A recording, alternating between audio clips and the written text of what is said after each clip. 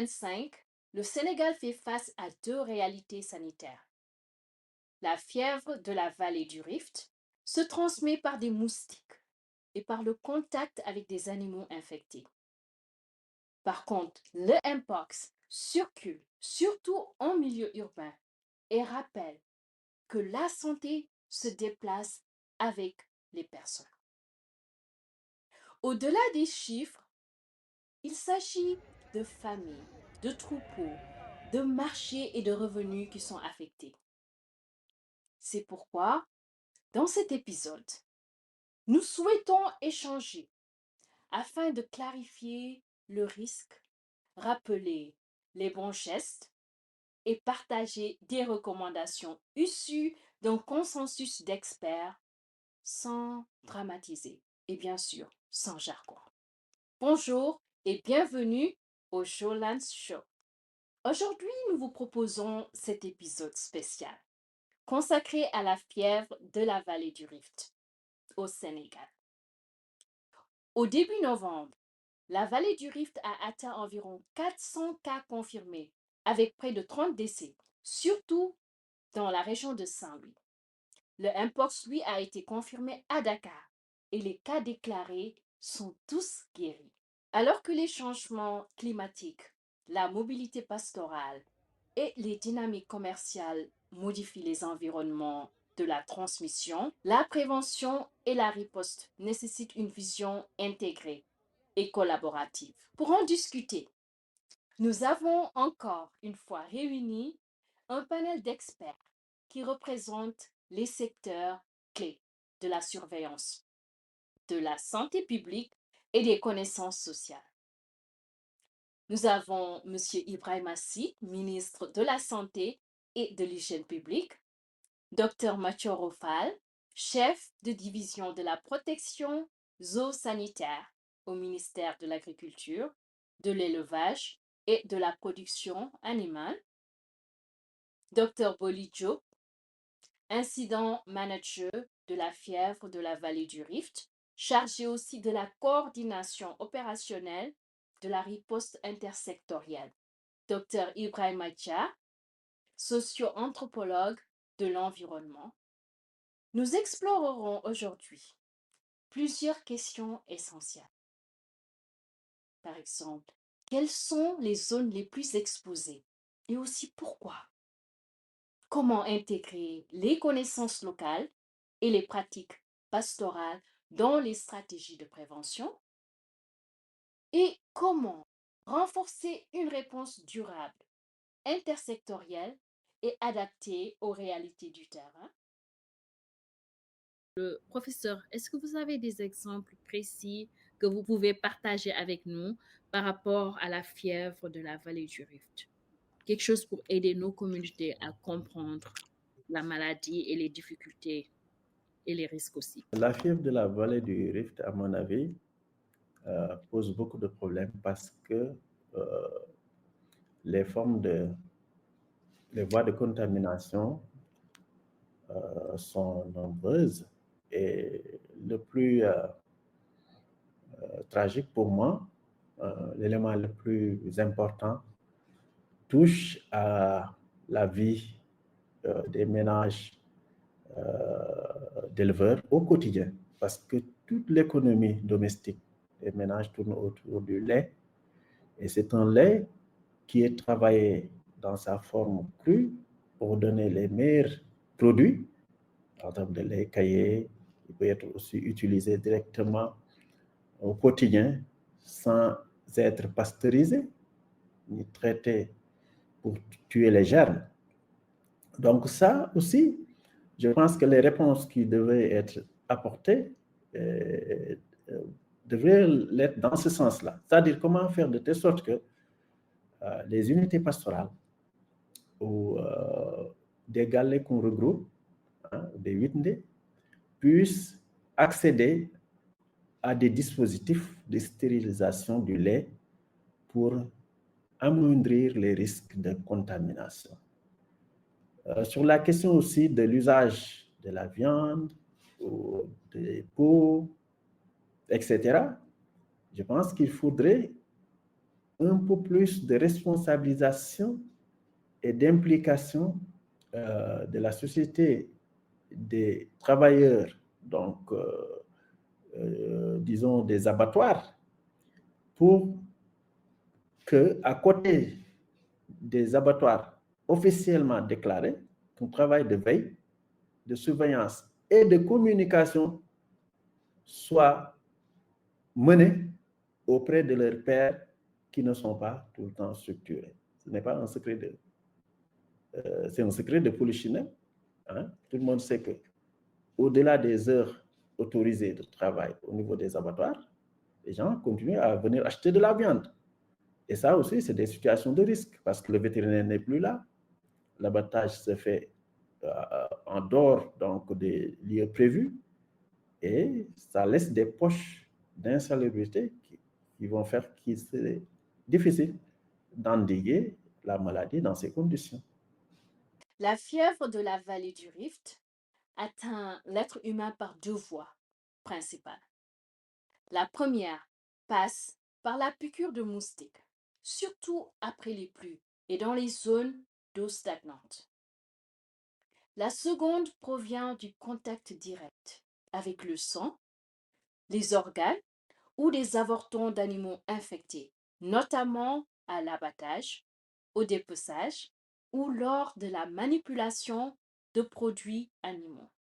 Chez l'être humain, de nombreux cas ressemblent à une grippe, même si certaines formes peuvent être plus sévères. Chez les animaux, des avortements répétés fragilisent durablement les ménages et perturbent les marchés. Maintenant, à ce jour, aucune transmission d'humain à humain n'est documentée pour la fièvre de la vallée du Rift. Le nord du pays est plus exposé quand les pluies créent des mares, que les moustiques se multiplient, que les troupeaux se déplacent et que les marchés à bétail rassemblent du monde. Monsieur le ministre, le Sénégal mise depuis plusieurs années sur une approche intégrée, l'approche One Health, où la santé humaine, animale et environnementale sont prises en considération. Comment cette collaboration se met-elle concrètement en œuvre et quels en sont les principaux enseignements jusqu'ici? Vous savez, comme nous avons eu l'habitude de travailler dans le cadre du Conseil national de gestion des épidémies, il faut dire que la collaboration et la coopération entre les différents secteurs au niveau du Sénégal est déjà établie. On a mis en place un système de gestion de l'incident où l'incident lead, c'est le ministère de la Santé, l'incident manager adjoint est du ministère de l'Environnement, mais celui qui s'occupe des opérations, c'est quelqu'un qui est du secteur de l'élevage. Maintenant, après, il y a les autres ministères qui viennent en appoint, comme le ministère de l'hydraulique, le ministère de l'éducation et de l'enseignement supérieur. Donc, ensemble, nous avons pu identifier et prioriser un certain nombre d'actions. C'est des actions à visée santé publique, d'intervention sanitaire, et chacun sait les actions qu'il doit mettre en œuvre. Je sais que, par exemple, tout ce qui est en relation avec la recherche vecteur, c'est avec l'Institut Pasteur et les autres institutions comme l'IRSF. Tout ce qui est la recherche vétérinaire, c'est avec les gens du secteur de l'élevage. Tout ce qui est la recherche active des cas, ça c'est le ministère de la Santé en relation avec le ministère aussi de l'élevage et aussi de l'environnement qui oriente sur un peu les périmètres par rapport à l'épidémie. Tout ce qui est lutte antivectorielle aussi, c'est le ministère de la Santé autour des services d'hygiène. On a aussi tout ce qui est distribution de moustiquaires qui est faite par le ministère de la Santé et de l'hygiène publique.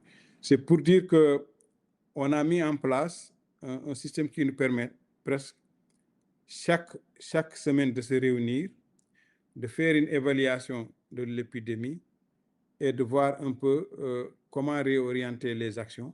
Mais aussi, on a mis en place un système de mutualisation de nos moyens. Aujourd'hui, si le ministère de l'Élevage a besoin de faire des missions et qu'il ne dispose pas des ressources, le ministère de la Santé met à disposition, parce qu'aujourd'hui, comme la maladie émerge beaucoup plus rapidement au niveau des animaux, on se dit que si on veut réduire la propagation, il faudra aussi agir au niveau de la santé animale. C'est ce qui explique qu'ensemble, on mutualise nos moyens et on agit ensemble selon la stratégie de tir groupé. Mais on fait mieux.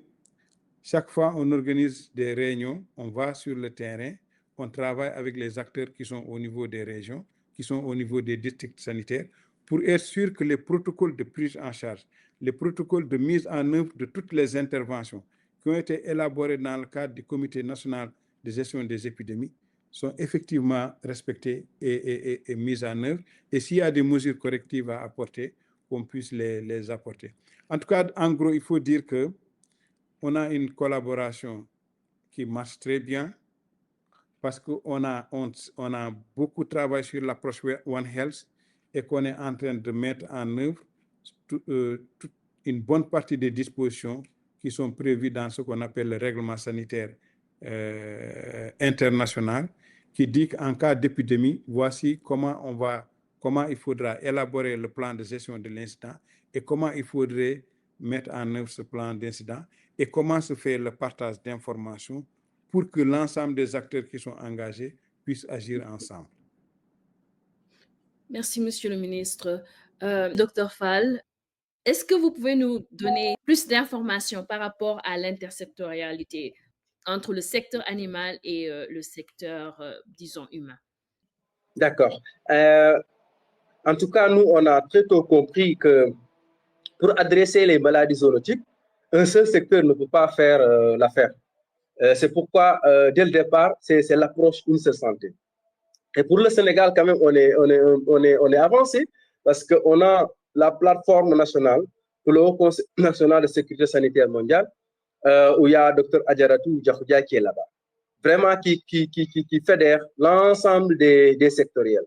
Et cette plateforme a été vraiment mise en place et qu'on est en train vraiment de le décentraliser, mais également c'est une plateforme qui vit. Ça veut dire qu'on ne l'a pas mise juste pour la forme, mais on est en train vraiment de le mettre en œuvre. Et cette approche, en tout cas, le Sénégal l'a compris dès le tôt avec le haut leader du Haut Conseil national sur la sécurité sanitaire mondiale, qui vraiment fédère en tout cas tous ces acteurs autour d'un intérêt commun si jamais il y a une maladie zoonotique. Mais pour la présente épidémie, donc on a très tôt mis en place un système de gestion des incidents au niveau national, mais au niveau opérationnel.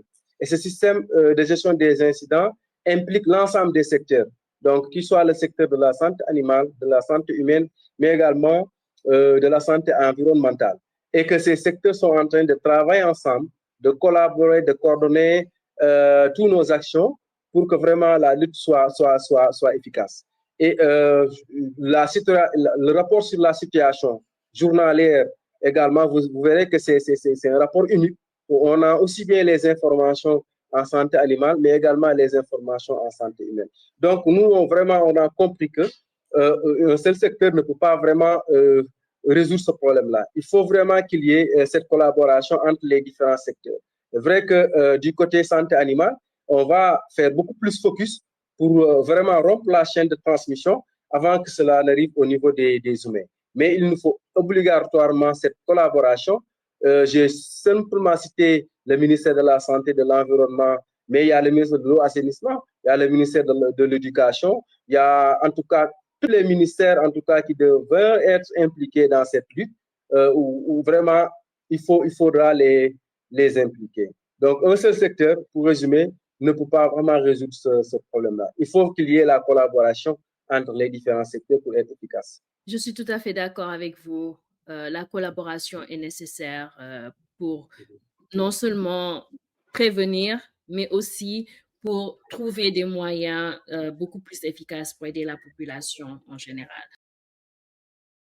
Monsieur le ministre, nous voyons que le concept de One Health est bien appliqué au niveau du Sénégal. Et ce qui me fait poser une question par rapport à la communication dont vous avez commencé à parler tout à l'heure. Donc, nous voyons une belle collaboration et nous voyons que vous avez des procédures en place. Maintenant, sachant que la communication est essentielle, non seulement à travers vos équipes au niveau du ministère, mais aussi avec la population. Donc, comment parvenez-vous à informer rapidement tout en gardant le ton juste pour éviter la peur et surtout maintenir la confiance du public? Ça, c'est une question extrêmement cruciale et importante.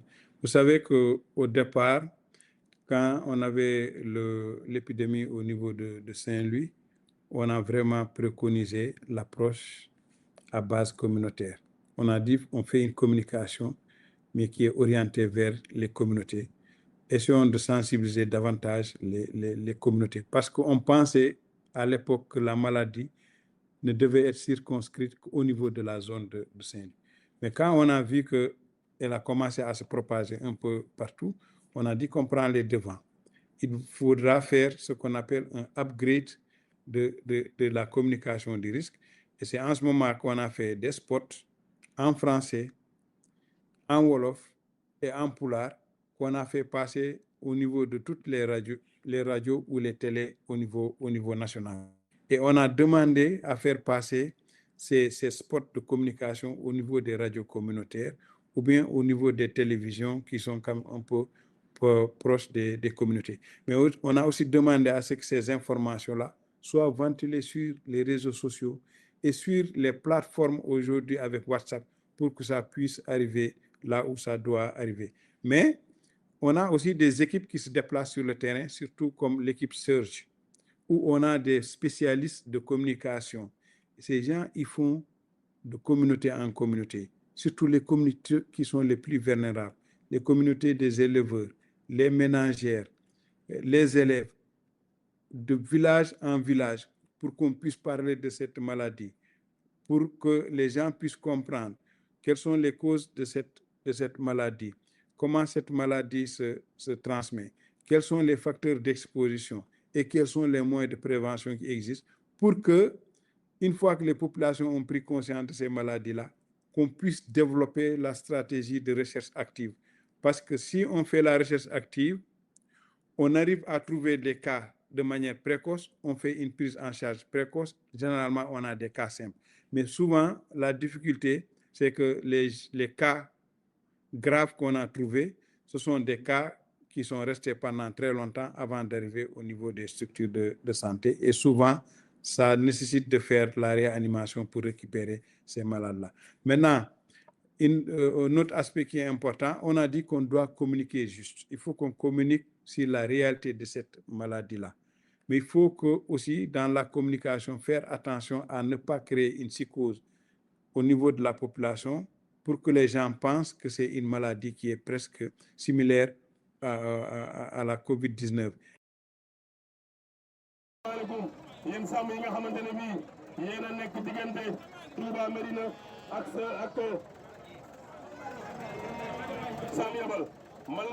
vétérinaire Sam bi Abdourahmane Cissé maa ngi leen di yëgal ne daa am benn feebar bu bees boo xamante ne bii daa am Sénégal feebar bi mooy feebar bi ngeen di dégg diggante Ndar ak Louga ak Podor ak Matam feebar bi ñu ngi tudd fièvre de la vallée du Rift yàlla nag dogal na reegum na ñaar fukki nit yu teg Sénégal yàlla mi dana dogal na feebar bi dañ koo seetlu ci ay bëy yoo xamante ne bii dañoo maa nekk ci diggante Touba Mérina ak Sam ñu bëggoon ñëpp moytu ko ñu ngi koy maanaam moytoo mooy nañuy fexe di fanaan ci moustiquaire bu ñuy tëdd ndax loolu moo gën bu loolu weesoo meew mi balaa ñu koy jëfandikoo nañ koy tàngal wala bépp jur boo xamante ne bii dañoo ñott ne am na ko yooyu ñu moytu meew mi ndawal yi nañ koy moytu bépp yàpp boo xamante ne bii vétérinaire xoolu ko buñ koy jëfandikoo buñ koy togg it nañ koy togg ba mu ñor balaa ñu ko ci mën a jëfandikoo dañuy raxas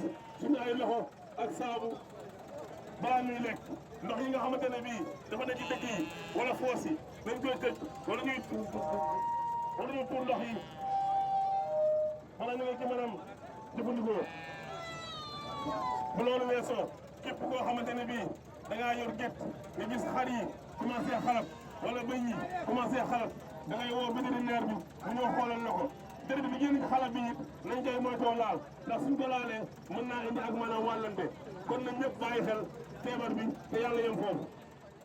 Effectivement yo laaɓɓindi sa ɓiri wuln ha wuula destina ha ɓuuɓ nden dowa testade e kadi eɗen gandi kadi wonande ɓiroɓe rewɓe hakkude futuro e gueeƴe on saaha ɓuuri heeɓe ɓowɗi neɗɗo kadi yo rento nadde gueddu on waktu on waktu tawata ɓowɗi keyɗi nangue muti ɓoyɗi mbawi tan kono keyɗuɗi ni jiiroto kono kala mbaɗi kawre nder gueddu ma koye gaddema gata balɗi ganma voilà gata balɗi gatma joni so tawi an wonma on ko rafa o bal ko rafa raptima ɗum adda caɗele aɗan noon waɗi format ɗiɗi e neɗɗo so wara neɗɗo noon mbayata kono sibir tan wayata sibir warma muusat ɗoɓɓolma ne muusa ɗoɓɓolma ne muusa noon wayata kani ko ɗum bolle puyɗe amane wawi wonde balɗe ha balɗe cella jaaha taw noon ko gaddoma Et on a tenu à dire que cette maladie n'est pas une maladie de transmission interhumaine.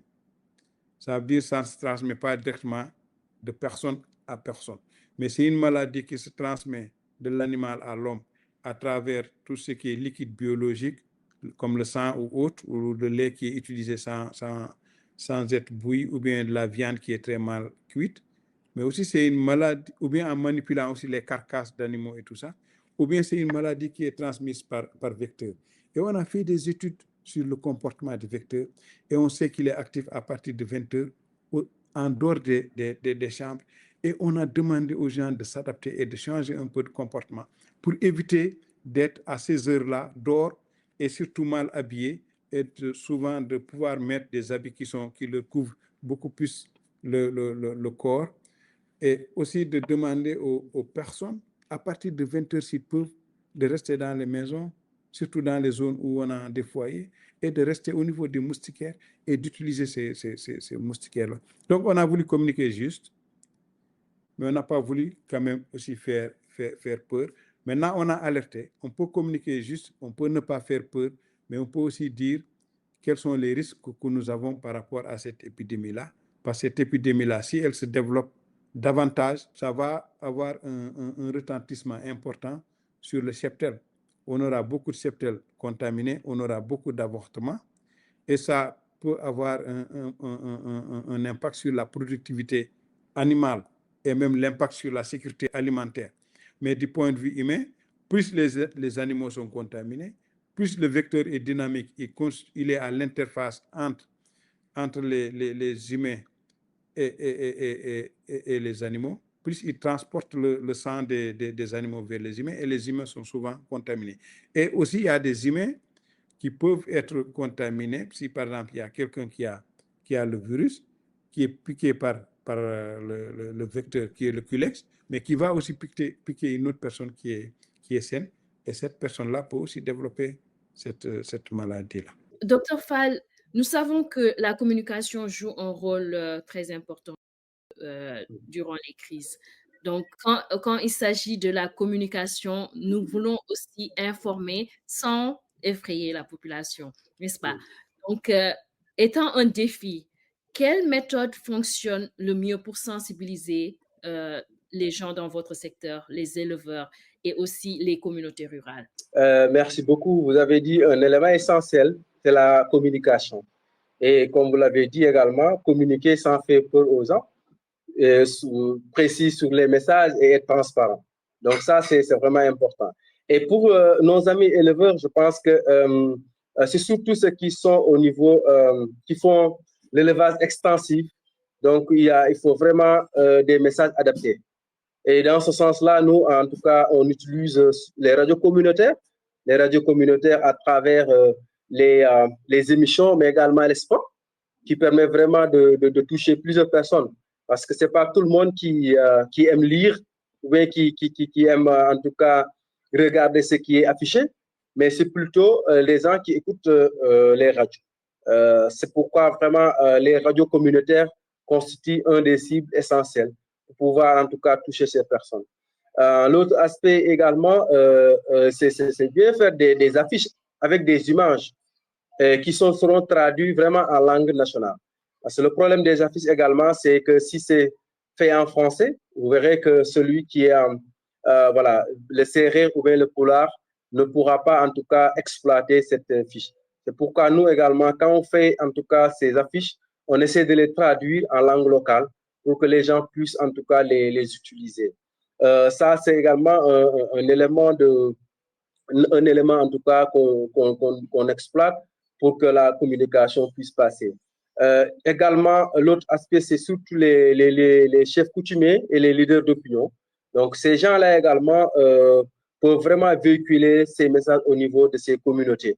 Et également, nos acteurs, nos agents font vraiment une orientation par rapport à ces gens-là pour qu'ils puissent faire passer le message le plus clair, parce que ces personnes également sont écoutées au niveau des communautés, et d'où l'important également de les utiliser pour faire véhiculer en tout cas ces messages de prévention, de sensibilisation par rapport à la fièvre de la vallée du Rift.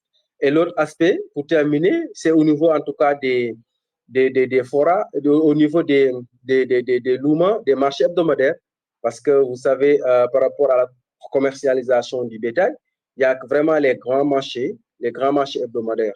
Là également, des équipes font des caravanes de sensibilisation au niveau de ces marchés qui regroupent vraiment pratiquement des milliers d'éleveurs, et ce serait vraiment l'occasion de faire ces caravanes de sensibilisation et de véhiculer en tout cas ces messages sur la maladie, sur les mesures préventives, etc.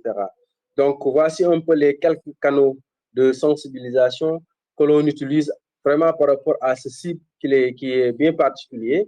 En tout cas, qu'on fait ces communications de masse et qui vraiment, qui sont en train vraiment de faire des impacts positifs, parce que les cibles, quand même, il est particulier. Il faut vraiment utiliser des outils et des canaux de communication adaptés.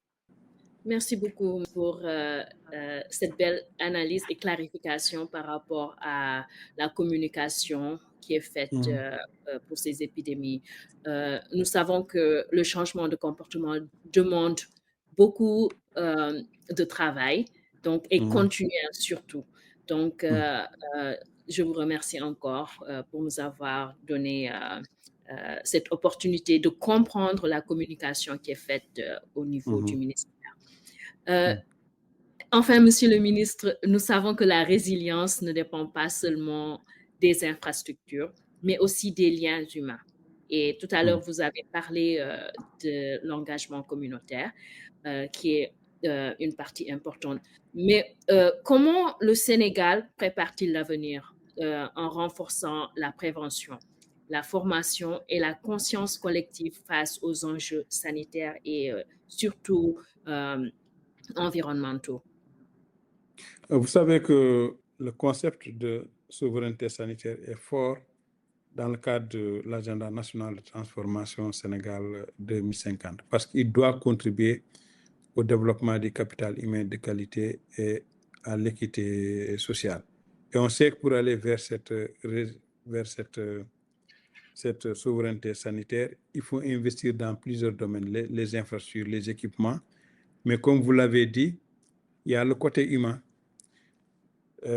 sur lequel on doit investir. Il faut des ressources humaines de qualité, mais il faut beaucoup de personnes qui sont engagées à changer de comportement. Et cela, on ne peut pas le faire sans la prévention. C'est pourquoi nous avons prévu ou nous avons intégré l'approche aujourd'hui qui consiste à passer d'une santé curative à une santé préventive, où on va développer beaucoup de messages, beaucoup d'actions, de sensibilisation qui vont dans le sens de la promotion de la santé. Parce qu'aujourd'hui, pour que les gens puissent changer et avoir des comportements beaucoup plus aptes ou beaucoup plus prompts par rapport à leur santé, il va falloir qu'ils prennent conscience de leur état de santé, qu'ils prennent conscience des dangers et des risques sanitaires liés à telle ou telle autre pratique, et aussi à un besoin de changer de comportement. Mais cela, on ne peut pas le faire sans l'éducation, sans la communication et sans la sensibilisation. Et pour nous, il vaut mieux peut-être mettre l'accent sur vraiment la prévention, la promotion de la santé, pour que dans le futur, on puisse réduire les dépenses de santé. Ça veut dire qu'on aura notre prévention, notre éducation à la promotion de la santé aura un impact sur les maladies. Ça veut dire qu'on aura ce qu'on appelle les maladies évitées. Et que ces maladies évitées vont être des dépenses de santé évitées, aussi bien pour le système de santé que pour les ménages. Et nous avons pour cela même mis en place un programme spécial, un programme appelé Prévention et promotion de la santé, qui va être une grande direction au niveau du ministère de la Santé et qui va adresser vraiment toutes ces questions de prévention et de promotion de la santé, au sein de laquelle les actions de communication et d'éducation vont être extrêmement importantes, parce qu'on sait que on va faire face à un cumul de maladies transmissibles et de maladies non transmissibles. On ne dispose pas de budget aussi conséquent pour faire face à ces dépenses-là. Donc, on est obligé vraiment de jouer sur la prévention, et que la prévention soit pour moi le premier médicament, ou que soit le premier pilier de la résilience de notre système de santé, parce que les populations ont compris et ils ont accepté de s'investir dans la promotion de leur santé en prenant en main la prévention par rapport aux risques sanitaires. Merci beaucoup, Monsieur le ministre. Et je me joins à vous par rapport au changement de comportement, mais aussi la prévention. Je pense qu'aller vers une approche beaucoup préventive par rapport aux maladies est une belle approche que je salue. La coordination publique s'organise dans un cadre One Health, c'est-à-dire une seule santé, qui est bien définie. Les priorités portent sur des messages cohérents en langue locale, la protection des personnels et des circuits de signalement qui fonctionnent rapidement. Les services vétérinaires insistent sur la surveillance du cheptel comme alerte précoce sur la vaccination ciblée, là où le risque est le plus élevé, et sur une hygiène adaptée dans les abattoirs, avec un protocole clair en cas d'avortement. Sur le terrain, les équipes se concentrent sur les zones prioritaires du Nord, autour des marchés à bétail et dans les postes de santé périphériques, avec une supervision régulière. Cette expérience nous apprend l'importance d'ajuster la réponse au plus près des besoins et réalités locales. L'expérience Mpox a renforcé la clarté des rôles, les routines d'alerte, mais la communication sans ambiguïté reste un défi pour éviter la confusion entre différentes menaces. Les analyses épidémiologiques rappellent des pics de risque au crépuscule et près des lieux de rassemblement d'animaux. Docteur Boli, comment vous gérez les deux épidémies? Parce que ça doit être très difficile dans votre cas d'avoir deux épidémies en même temps. Oui, c'est vrai que c'est difficile. Ça consomme énormément de temps et d'énergie, mais le succès de la clé de réussite réside dans la coordination et la capacité de faire faire. Donc, c'est une équipe qui travaille autour de ces deux épidémies, mais les rôles sont bien définis. Et en tant que gestionnaire de l'incident, il faut savoir responsabiliser, faire confiance aux autres et coordonner pour avancer rapidement. Merci. Docteur Fall, le commerce du bétail traverse quotidiennement les frontières. Donc, comment maintenant vous arrivez à maintenir une vigilance efficace alors que ni les animaux ni les virus ne s'arrêtent au poste de la douane? Tout à fait, tout à fait. Parce que la mobilité des animaux constitue un facteur de risque très important pour la dissémination de ces maladies-là. Donc, dès lors, nous, en santé animale, on considère toutes ces maladies comme des maladies, en tout cas, des maladies animales transfrontalières. Ça veut dire qu'ils ne connaissent pas, en tout cas, les frontières. Et dès lors, il y a, en tout cas, l'approche sous-régionale qui est, en tout cas, développée. Ça veut dire qu'on ne peut pas surveiller une maladie en étant seulement dans son coin. Donc, quand on veut surveiller ces maladies, il faut vraiment l'approche sous-régionale. C'est pourquoi il y a même des réseaux d'épidémiosurveillance, donc sous-régional, le réseau Lab, qui est un réseau également d'épidémiosurveillance pour le laboratoire, mais également il y a des réseaux d'épidémiosurveillance pour la surveillance, en tout cas, de ces maladies. Maintenant, en tant que pays, également, il y a des conventions qu'on signe, en tout cas, entre ces différents pays. Et également, au niveau du pays, on dispose en tout cas d'un système qui permet de contrôler en tout cas tous les animaux qui rentrent ou bien qui sortent à travers les postes d'inspection frontalière. Et au niveau de ces postes d'inspection frontalière, il y a ce qu'on appelle l'inspection, en tout cas documentaire, qui est fait. Parce que pour l'Organisation mondiale du commerce et l'Organisation mondiale de la santé, il y a des certificats qu'on appelle certificats sanitaires internationaux. Ça veut dire que tout animal, en tout cas, qui veut en tout cas transiter d'un pays à un autre, en tout cas est exigé à avoir ce certificat zoosanitaire international. Et ce certificat, en tout cas, est délivré par les services vétérinaires des pays d'origine, attestant que ces animaux proviennent, par exemple, d'une zone qui est indemne d'une telle maladie et qu'au moment de leur embarquement, les animaux, en tout cas, sont exempts de maladie physiquement. Et c'est ce certificat, en tout cas, qui assure un peu le transport sécurisé de ces animaux d'un pays à l'autre. Maintenant, il faut savoir également qu'à l'intérieur du pays aussi, il y a le laissez-passer sanitaire qui est délivré par les services vétérinaires qui sont au niveau de ces postes, qui autorisent en tout cas les animaux à traverser dans le pays d'une région à une autre. Et sans ce certificat, vous verrez qu'il y a le contrôle qui est fait. Même les douaniers demandent ce certificat. Sans ce certificat également, les animaux pourront être saisis. Et il faut s'assurer que ce système qui est mis en place pour surveiller la mobilité animale présente souvent des gaps. Ça, c'est quelque chose également qu'on constate. Parce qu'il faut se rappeler qu'il y a quand même des postes au niveau des frontières, mais il y a dans certaines zones où quand même, voilà, on n'a pas de personnel là-bas pour contrôler les mouvements. Et comme vous le savez, nos frontières également ne sont pas totalement hermétiques et c'est possible à ce que, voilà, qu'il y a des passages en tout cas incontrôlés. Et ceci constitue également un risque énorme pour faire introduire des maladies dans le pays, donc et vice-versa. Mais sachez que quand même, il y a un dispositif, en tout cas, de contrôle qui est mis en place et qui est harmonisé pour les pays, parce que pour les pays de la CEDEAO, pour les pays du monde, comme je l'ai dit tout à l'heure, ce certificat vétérinaire international doit être délivré par les services vétérinaires.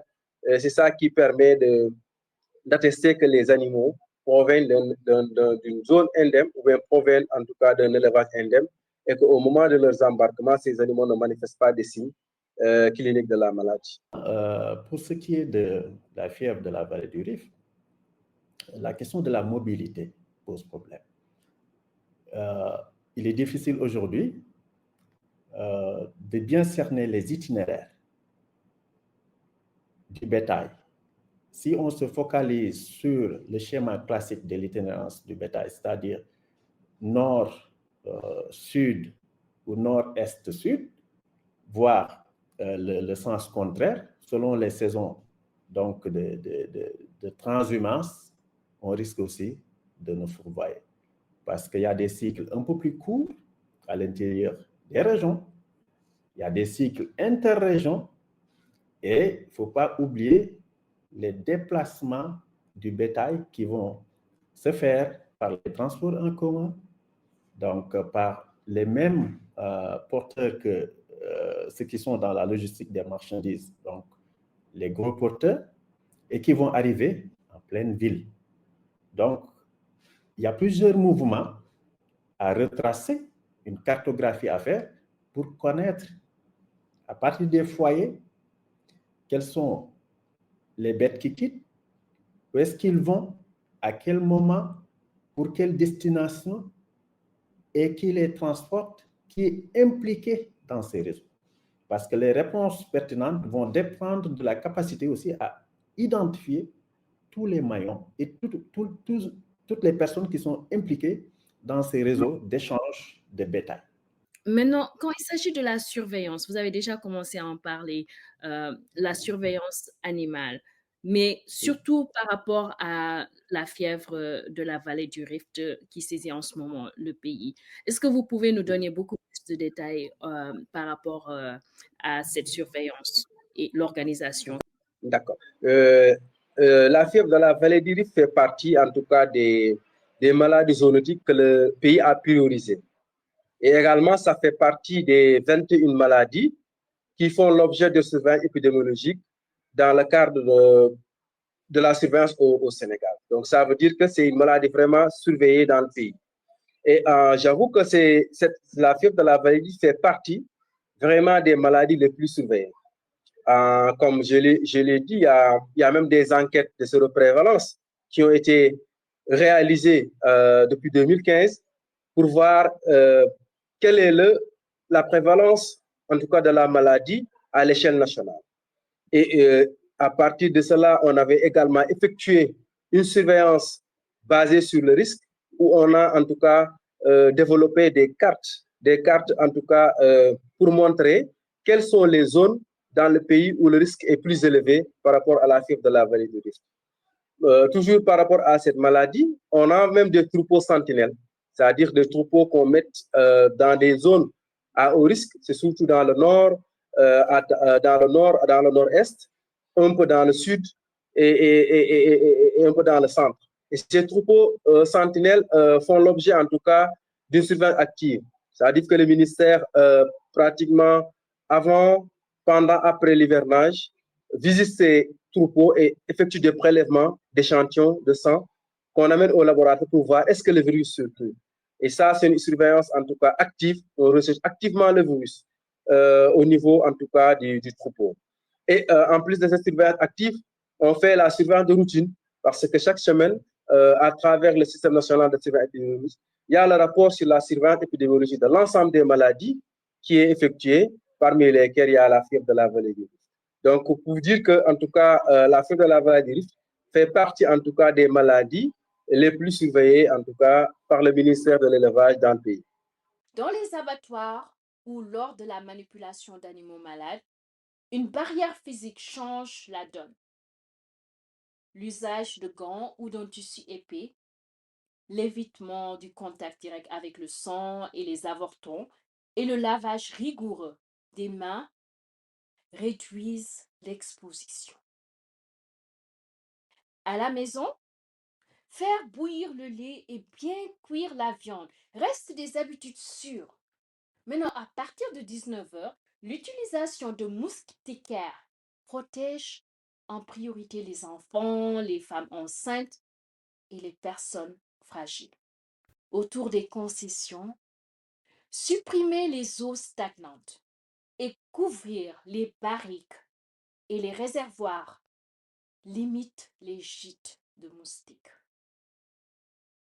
Le signalement précoce complète ces gestes en cas de fièvre. Avec une exposition animale, la bonne étape consiste à se rendre au poste de santé le jour même. En cas d'avortement en série ou de mortalité inhabituelle dans le troupeau, il faut alerter immédiatement le service vétérinaire. Professeur, est-ce que vous pouvez nous dire, par exemple, en tant que socio-anthropologue, comment les populations locales perçoivent les maladies comme Mpox et la fièvre de la vallée du Rift? Et y a-t-il des croyances ou des savoirs traditionnels qui influencent leur manière de réagir face à ces risques-là? Merci, madame. Disons que les communautés ne font pas face de la même manière à toutes ces maladies. Nous sommes dans des contextes, nous sommes en face de plusieurs communautés avec des cultures différentes, mais des cultures qui donnent une place aux animaux, qu'ils soient domestiques ou sauvages. Mais les communautés aussi apprennent de leur histoire, de leur expérience, de leur vécu, et ont toujours eu des réponses, qu'elles soient bonnes ou mauvaises, face à certaines situations. Donc, pour cela, moi, je pense qu'il faut déjà interroger les communautés. Il faut, à partir d'une démarche qui s'ouvre aux communautés, voir comment habituellement ils gèrent ce type de maladie. Et nous avons connu dans le cadre de Ebola, particulièrement de ces maladies-là zoonotiques, qui posent beaucoup de problèmes, qui disloquent les familles, qui posent beaucoup de désastres dans les familles. Il est arrivé que les socio-anthropologues décèlent des solutions et parviennent à voir qu'est-ce qui, dans ces contextes difficiles, peut faire qu'une communauté accepte des solutions qui ne sont pas les siennes.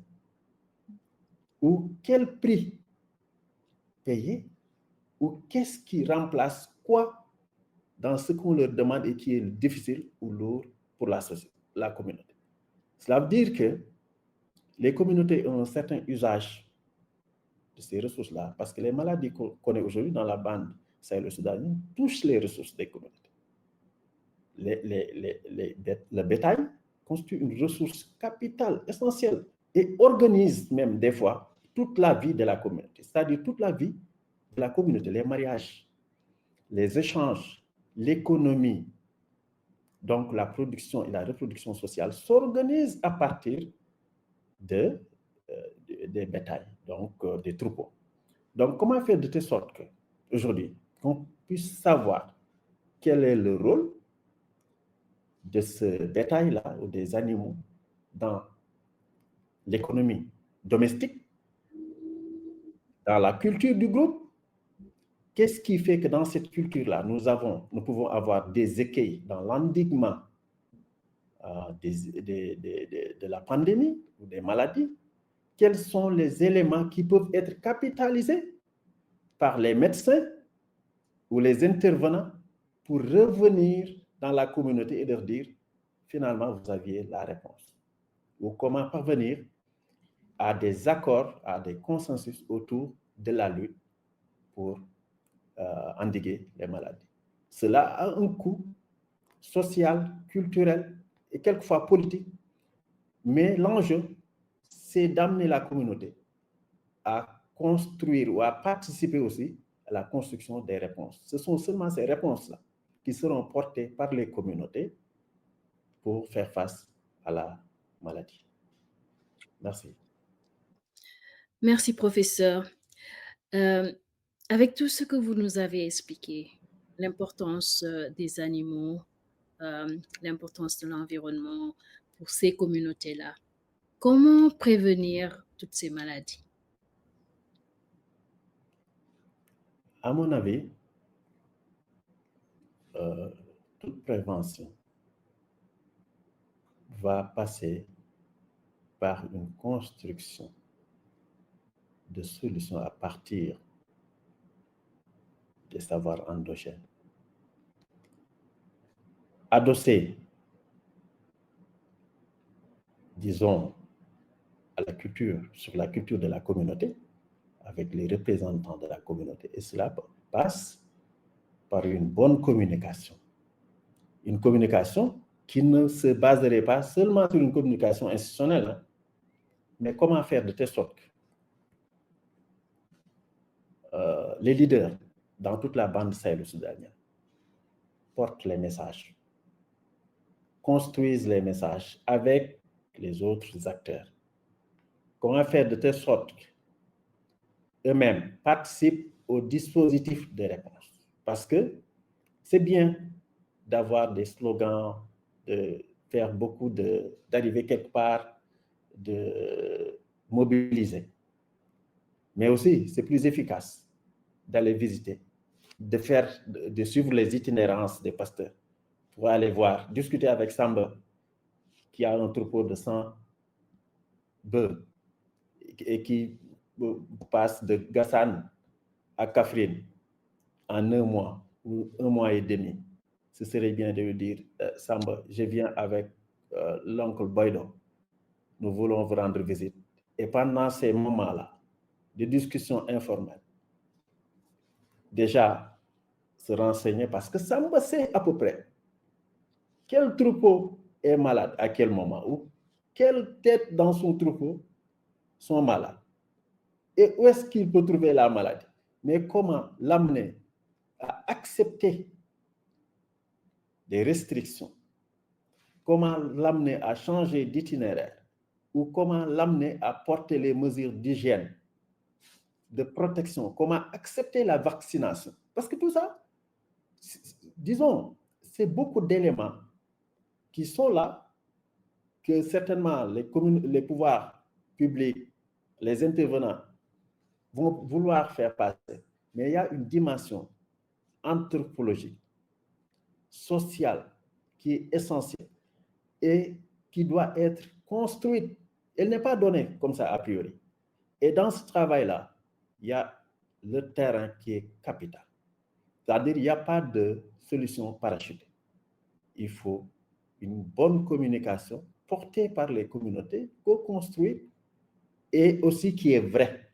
C'est-à-dire, il faut aussi que les communautés parviennent à bien jauger et connaître la capacité aussi de la médecine conventionnelle à amener des réponses.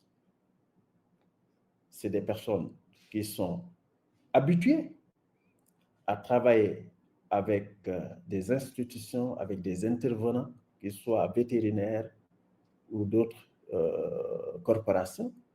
Donc, il faut juste les amener à aller dans ce sens-là et à se sentir impliqués pour pouvoir porter des messages et participer à l'intervention. Merci beaucoup, professeur. Vous nous avez rappelé l'importance de la communication, mais surtout l'importance d'engager les communautés, de travailler avec les communautés. Donc, la prévention ne peut pas se faire sans les communautés. Oui, d'ailleurs, vous parlez de prévention, et dans la prévention, généralement, on met en place des dispositifs, c'est-à-dire comment identifier une maladie, comment transmettre l'information, comment s'inquiéter face à des impacts ou à des effets cumulés de maladies. Donc tout cela aussi, la prévention, ça suppose que ces acteurs aussi soient impliqués dans les dispositifs d'identification des maladies. Comment mettre en place des systèmes d'alerte qui font que, avant que cela n'arrive officiellement, qu'il soit chef de galet, Djom Galet, ou qu'il soit chef de territoire pastoral, d'unité pastorale, puisse alerter. Parce que c'est les meilleurs acteurs, c'est eux qui sont à la base, avant que la maladie ne se propage, parce que quand ça arrive à Dakar, déjà c'est trop tard. Donc comment faire de telle sorte que, initialement, ces acteurs-là puissent donner l'alerte. C'est une façon de les responsabiliser, c'est une façon aussi de les valoriser dans des activités ou des crises qui les concernent en premier lieu. Merci. La prévention efficace doit donc s'adapter aux habitudes des familles et au rythme des éleveurs. Maintenant, professeur, que pouvez-vous nous dire par rapport à l'avortement des vaches ou des animaux en général? Non, c'est un élément, c'est un aspect important. Et aussi, nous sommes dans une période où on va aller vers beaucoup de naissances. C'est la période où on attend les veaux. Maintenant, ce qui se fait, par exemple, au niveau des familles qui se déplacent avec leur bétail, parce qu'il y a un phénomène de retour. Hein. Là, ils sont en train de partir parce qu'il n'y a plus assez de biomasse, il n'y a plus assez de fourrage dans les zones du nord. Ils vont partir vers Kaffrine, Tamba, un peu Kolda et même Sédhiou. Parce que vous savez, ce qui se passe actuellement, c'est qu'il y avait une frontière biologique ou naturelle au sud du Sénégal qui était constituée par la mouche ZZ, donc qui donne la maladie et qui provoque la maladie du charbon, si je ne me trompe, qui décimait les troupeaux. Maintenant, avec les acquis sur l'hygiène, la prophylaxie, la vaccination, cette mouche-là a reculé. La frontière naturelle qui faisait que les troupeaux du Nord ne pouvaient pas franchir Kolda, cette frontière-là n'existe plus. Donc, on a plus de marge de mobilité, de transhumance des troupeaux du Nord et du centre du pays vers Kolda et Sédhiou. Parce que le bétail endémique de Kolda, c'est les ndamas qui supportent la mouche et le trypanosomia. Donc, cela veut dire que il faut que les communautés mobiles soient accompagnées dans cette itinérance-là pour parler avec elles, leur dire il y a des risques. Quand vous mettez les veaux, les nouveau-nés qui ne peuvent pas se déplacer avec leur mère, quand vous les mettez dans les charrettes, quand vous dormez avec eux, il y a des risques quand vous vendez le lait sans le chauffer dans les différentes étapes de votre itinéraire, etc., etc. Donc, les avortements, eux, de toute façon, c'est une manière déjà de savoir quelle est la fréquence des avortements, le nombre, etc., d'avoir les données, mais en même temps, c'est une façon de sensibiliser hein, sur les signes qui montrent que la fièvre est là ou pas, que telle maladie est là ou pas. Donc, c'est bien d'en parler aussi, parce que la perte de bétail est un événement douloureux chez les pasteurs. Donc, comment faire de telle sorte qu'avec des images, hein, avec des images, parce que les images, quelquefois, parlent fort, comment venir avec des posters où on voit une vache qui a avorté, comment communiquer derrière, comment recueillir les connaissances derrière tout ça. Est-ce que c'est la chaleur? Parce qu'ils peuvent imputer ça à la chaleur. Les périodes de chaleur vont être plus longues. La chaleur va être plus longue à cause des mutations climatiques. Plus ils vont aller vers le truc, plus on peut aller vers des sortes de jusqu'en disant oui, tangor bila. Alors que derrière, on peut avoir d'autres explications. Comment faire de telle sorte que ces explications-là de la médecine moderne puissent être acceptées?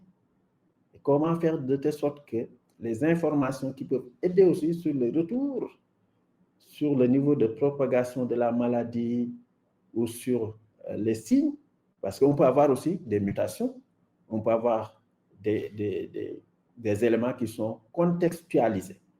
Cela veut dire que dans les réponses, il faut absolument aussi coller au contexte.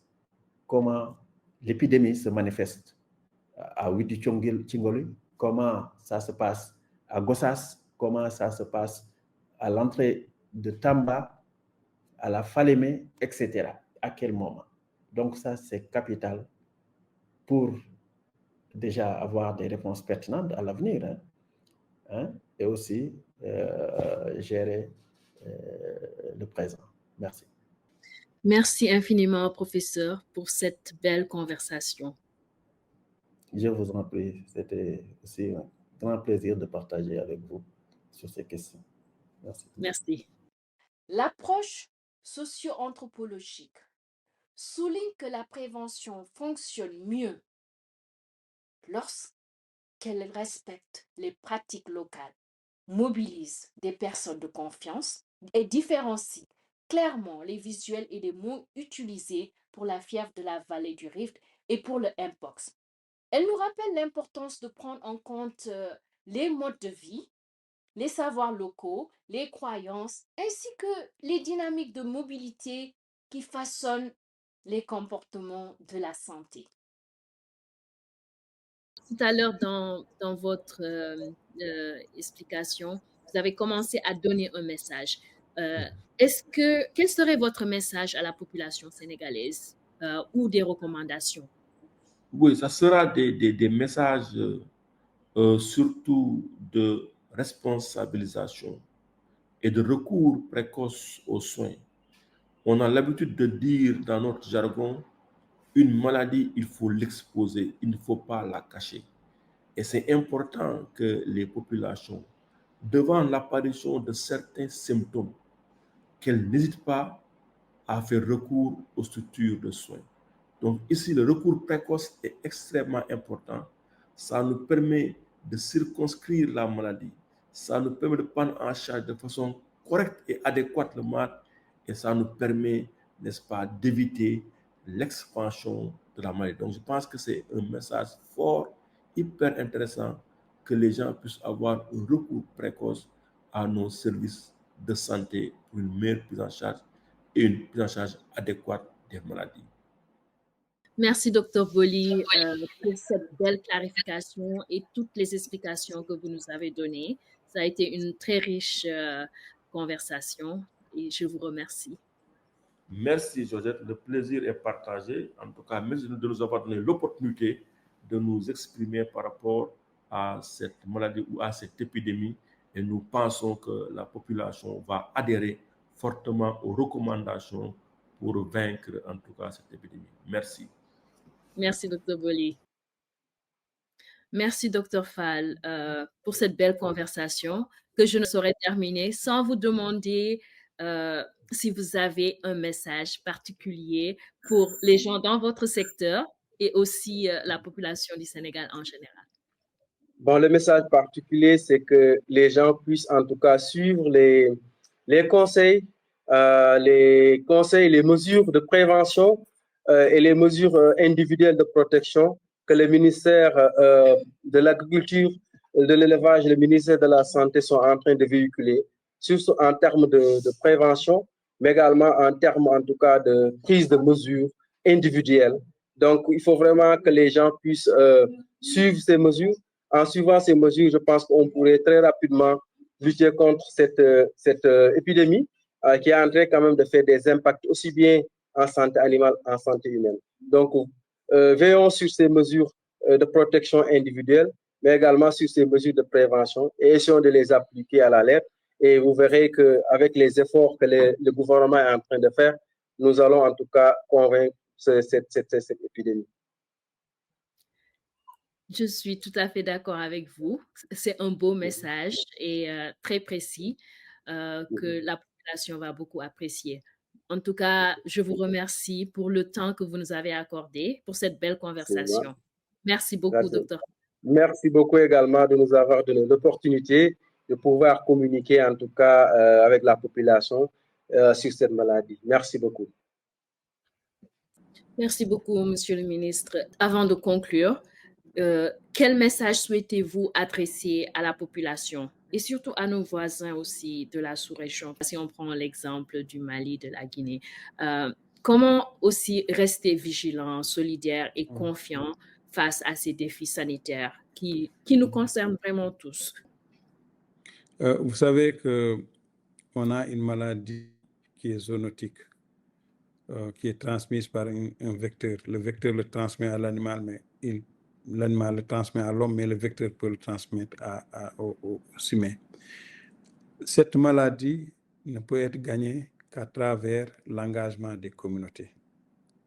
Comme j'ai dit auparavant, il faut que les communautés comprennent un peu l'ensemble des enjeux liés à cette maladie, l'ensemble surtout des facteurs de risque aujourd'hui, l'ensemble des modes de transmission et les moyens de prévention disponibles pour qu'on puisse interrompre la chaîne de transmission. Et cela est valable aussi bien pour le côté humain que le côté animal. Aujourd'hui, si nous, on n'engage pas les communautés, ça va être difficile. Il faut que les communautés soient impliquées. Maintenant, l'autre aspect, c'est ce qu'on appelle la solidarité et la diplomatie transfrontalière. Nous sommes en train d'y travailler parce que vous savez que l'Institut Pasteur fait une surveillance transfrontalière qui concerne la Gambie, la Mauritanie, le Mali et la Guinée. Et on a un système de partage des bases de données à temps réel sur l'évolution d'un certain nombre d'épidémies et qu'on peut concevoir des plans de riposte en même temps et qu'on puisse prendre en charge les problèmes de santé qui sont soulevés. Et bientôt, on fera une réunion entre les différents pays pour qu'on puisse échanger nos expériences pratiques après peut-être 1 ou 2 mois de lutte contre cette épidémie, dire ce qui a été tiré comme expérience pratique, dire nos réussites, mais également dire nos échecs et dire aussi les réagissements qui ont été apportés à la suite des échecs et tout ce qu'on a pu obtenir comme résultat satisfaisant et comment on peut les traduire en bonnes pratiques et en leçons apprises pour que ça puisse servir à gérer les épidémies qui vont survenir dans le futur. Et quel est votre message par rapport à Mpox et la fièvre de la vallée du Rift pour la population? En fait, le message clé, c'est que les populations puissent distinguer clairement Mpox et fièvre de la vallée du Rift. Parce que parfois, je regarde la communication qui est faite au niveau de la télé. On sort en même temps des images de Mpox et des images de fièvre de la vallée du Rift. Cette communication entraîne de la confusion aux yeux des Sénégalais. Ils seront tentés de penser que la fièvre de la vallée du Rift donne des boutons, comme la variole du singe. Et je l'ai vu dans 2 ou 3 chaînes. Et l'idée, c'est de comprendre que la variole du singe, ça veut dire Mpox, c'est une contamination interhumaine et les signes les plus distinctifs, ce sont les boutons et tout ça qu'on a. Maintenant, la fièvre de la vallée du Rift, elle est transmise de l'animal à l'homme ou bien elle est transmise par un vecteur. Et on a un certain nombre de signes comme la grippe, la fièvre, les maux de tête, mais souvent aussi on a ce qu'on appelle des hémorragies qui sont constatées et que ce sont ceux-là qui sont les signes vraiment distinctifs de la fièvre de la vallée du Rift. Et aujourd'hui, on a besoin que dans la communication, que ceux qui sont chargés de transmettre l'information soient très clairs pour que les populations surtout ne mélangent pas Mpox et fièvre de la vallée du Rift. Et qu'en cas de doute, si les populations ont un doute par rapport à l'une des épidémies, de pouvoir se rapprocher des structures de santé qui leur donneront vraiment la meilleure information pour que ces populations elles-mêmes puissent assurer leur propre prévention. Merci, Monsieur le ministre. Donc, si je comprends bien, la bonne information doit être véhiculée vers la population, mais ce n'est pas le cas parce que nous avons 2 épidémies. Donc, il y a un effort à faire à ce niveau. Oui. Je vous remercie vraiment, Monsieur le ministre, pour vos éclairages et votre transparence. Vous nous rappelez que la santé publique n'est pas seulement une affaire de science ou de gestion. Donc, vous avez insisté sur l'aspect communautaire et je suis tout à fait d'accord avec vous. Je vous remercie encore une fois d'être passé. C'est toujours un plaisir de vous accueillir, de discuter avec vous. Le plaisir est partagé et je vous remercie pour l'occasion que vous nous donnez de parler de ces 2 épidémies au niveau du Sénégal et remercier aussi l'engagement de l'ensemble des acteurs qui sont sur le terrain et qui sont en train de faire un travail formidables. Ils sont sous le soleil, parfois la pluie, là où on a encore de la pluie. Ils sont sous le vent, mais ils sont en train de faire le travail nécessaire pour prendre en charge les personnes qui ont besoin d'assistance. Et pour cela, vraiment, je dirais chapeau à l'ensemble des parties prenantes engagées, qu'ils soient des personnels de santé, les vétérinaires ou les gens du secteur de l'élevage, ou bien aussi les gens du secteur de l'environnement qui nous appuient dans la riposte, mais également les gens du secteur de l'hydraulique et de l'assainissement et de l'éducation, surtout dans la partie partage des informations avec les élèves dans les écoles. Un grand merci pour le travail que vous faites. Merci et bonne journée. À travers les échanges que nous avons eus avec ces scientifiques, experts et hommes de terrain, on peut retenir 7 recommandations essentielles pour se protéger et lutter contre la fièvre de la vallée du Rift. La première, à l'abattage. Il faut toujours se protéger, porter des gants ou utiliser une barrière, éviter tout contact direct avec le sang ou les avortons et se laver soigneusement les mains après chaque manipulation. Pour la sécurité alimentaire, consommer uniquement du lait bouilli et de la viande bien cuite. On évite les produits crus ou insuffisamment cuits. Troisième, réduire les gîtes de moustiques. C'est essentiel. Éliminer les eaux stagnantes et bien couvrir les réserves d'eau. Quatrième, la protection nocturne reste un réflexe de base. Dormir sous moustiquaire tous les soirs, surtout pour les enfants, les femmes enceintes et aussi les éleveurs exposés. Cinquième, signaler rapidement tout cas suspect. Si une personne développe de la fièvre après un contact avec des animaux ou s'il y a des avortements répétés ou des mortalités inhabituelles dans le troupeau, il faut prévenir sans délai le poste de santé ou le service vétérinaire. Et sixième, la prévention de la fièvre de la vallée du Rift repose pas seulement sur les gestes médicaux. Elle requiert l'écoute, reconnaître les savoirs locaux et parler le langage des communautés. C'est renforcer leur protection aussi. Enfin, communiquer clairement et aussi localement. Les messages doivent être simples, traduits dans les langues locales, accompagnés de pictogrammes différents pour la fièvre de la vallée du Rift et pour le Mpox. Ils ne sont pas pareils. Et aussi relayés par des personnes de confiance au sein même de ces communautés. La fièvre de la vallée du Rift se gère mieux lorsque l'information est claire, que les gestes sont applicables et que la coordination reste proche du terrain. Partager les bons repères, transmettre les signaux à temps et avancer ensemble permet de réduire les risques et de maintenir la confiance.